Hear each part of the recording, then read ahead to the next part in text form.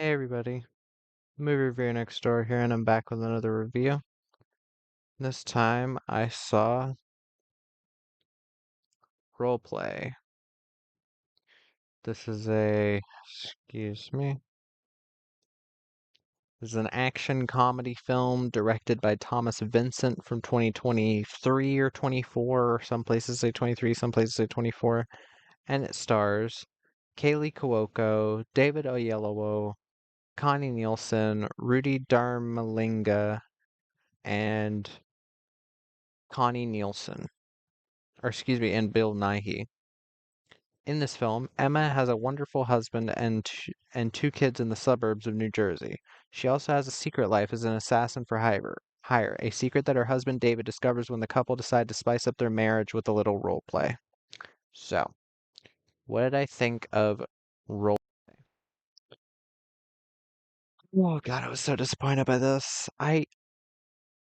You know what? You know what's a movie I really like, and I think a lot of people are very don't appreciate it enough. This film right here, True Lies. Very underappreciated action comedy that had genuinely funny jokes in it, genuinely awesome action, some of the best action in many movies of the time. Arnold Schwarzenegger was just awesome, like really knocked it out of the park with his performance. Jamie Lee Curtis was hilarious, sexy, had some of the best laughs in the movie too. And then you get this, which is not even a shadow of what True Lies gave us. And I mean, a big part of it is the casting, but that's not the only issue. But I'll get to more of that as I go along. Um, so let me get to the cast. Kaylee Cuoco plays Emma, who is again an assassin. Also, this is going to be a spoiler review because I have to talk about very specific things of the plot. So, spoilers. And Kaylee Cuoco, I don't mind her as an actress. I enjoy her as an actress for the most part. But in this role as a hit woman or an assassin, she is not well cast at all. I don't buy her fighting skills. I don't buy her as sufficient or even proficient with a gun. And it's overall just like really bad miscasting. If this was a normal rom-com, then sure, but it's really not romantic in any way. Um, I'll explain more when I get to more of my thoughts. But yeah, not good casting. Her acting is okay. Many scenes where she's trying to sound badass or funny just do not work. Um, David Oyelowo plays Dave, her husband. He's fine. I've seen him be better in a lot of other things. Uh, but then again, he just doesn't get much to do here. Uh, Bill Nighy, well, yeah, Rudy Darmalinga plays Raj, who is um Emma's handler. He's there. He's okay. Barely in the movie.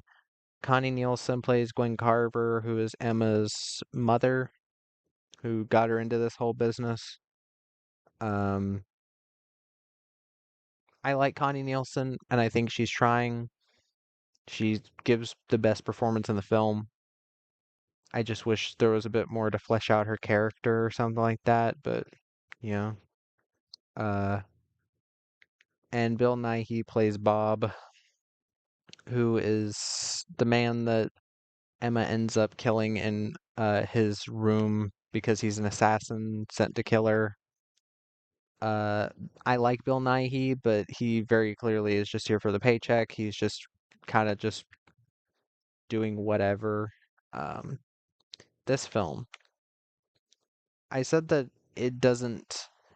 it classes itself at, or it is listed in everywhere as an action comedy with romance elements to it.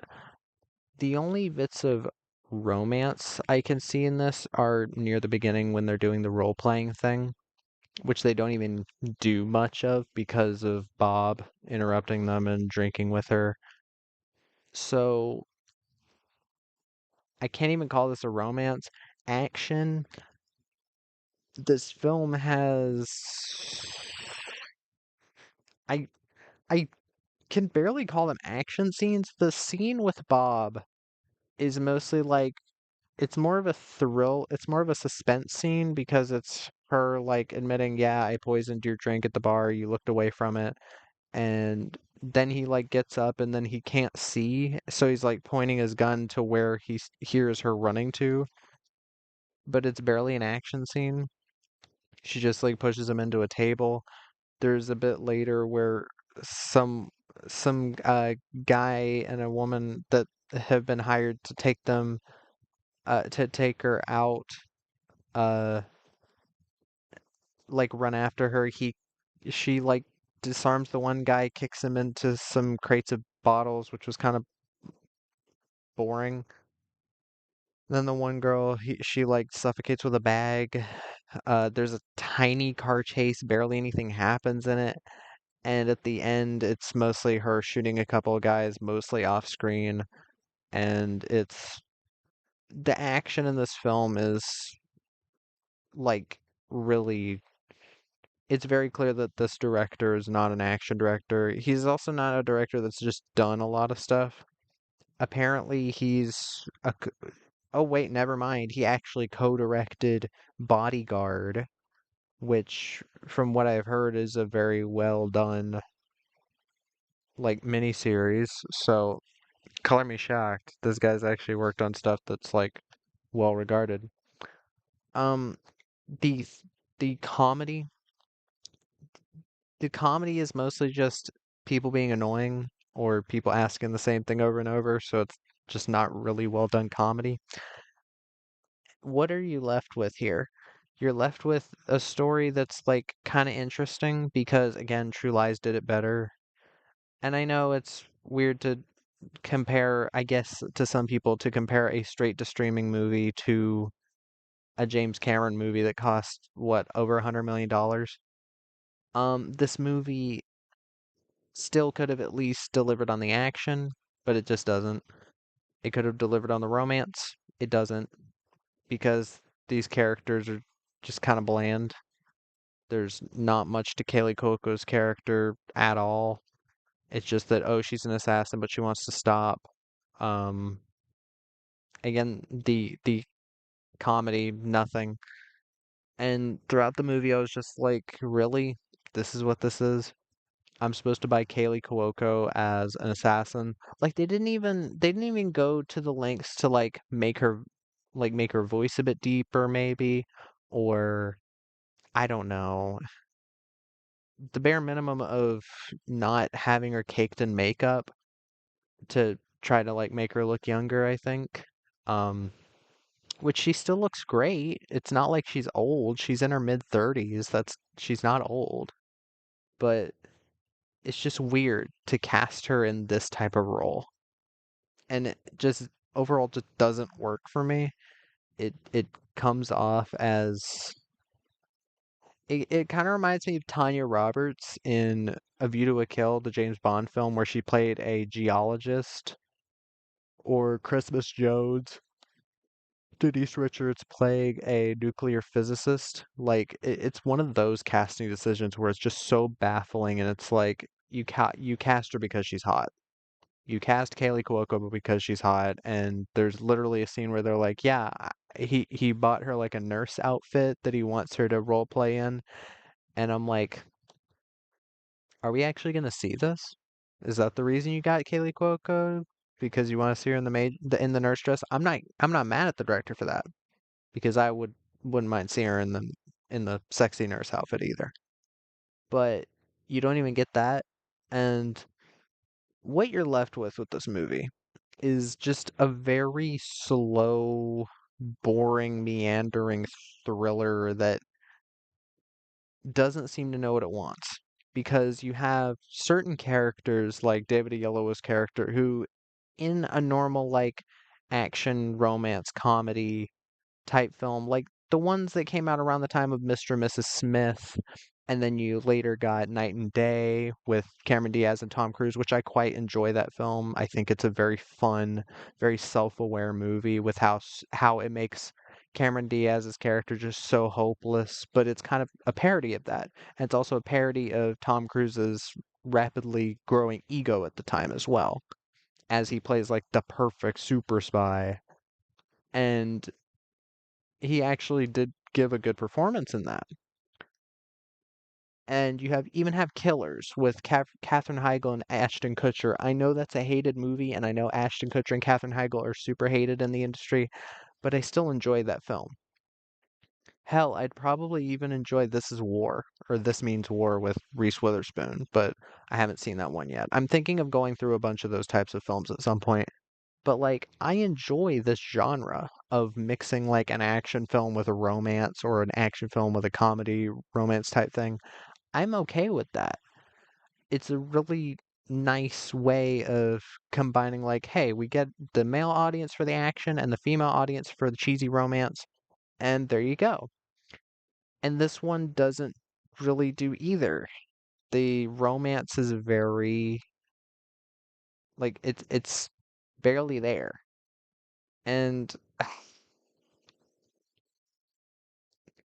the another thing with this film, the pacing, the main plot doesn't really get going until about halfway through. The thing that we find out in the summary of the film doesn't happen until about 45 minutes into an hour and 42-minute movie, where we find out that our husband character finds out that she is uh, an assassin.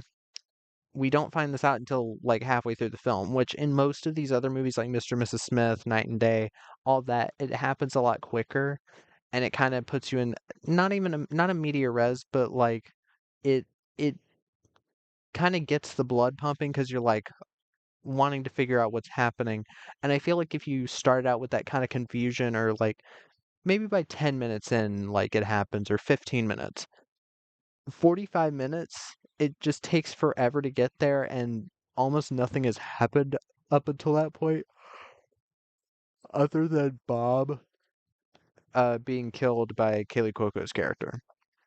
So it just feels like meandering for a lot of the movie. Even after that revelation, you'd expect the movie to be like, oh, her and him running away from everybody until they can until they can find a way to get around this. But it's not even that.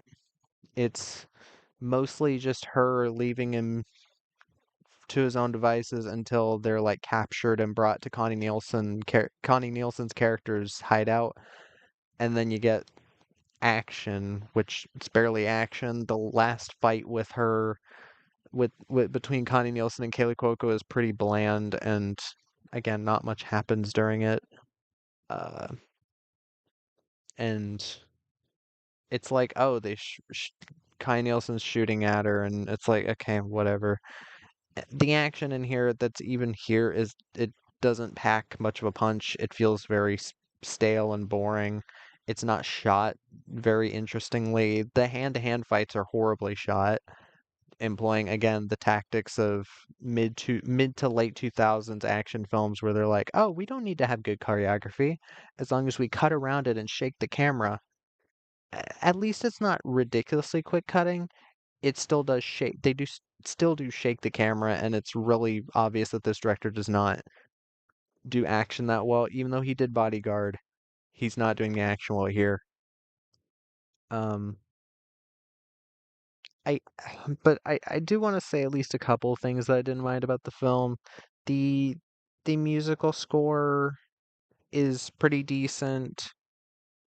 Like it's got kind of a comedic vibe to the music, but I mean the movie itself doesn't match that with its weird, like super serious tone at many times.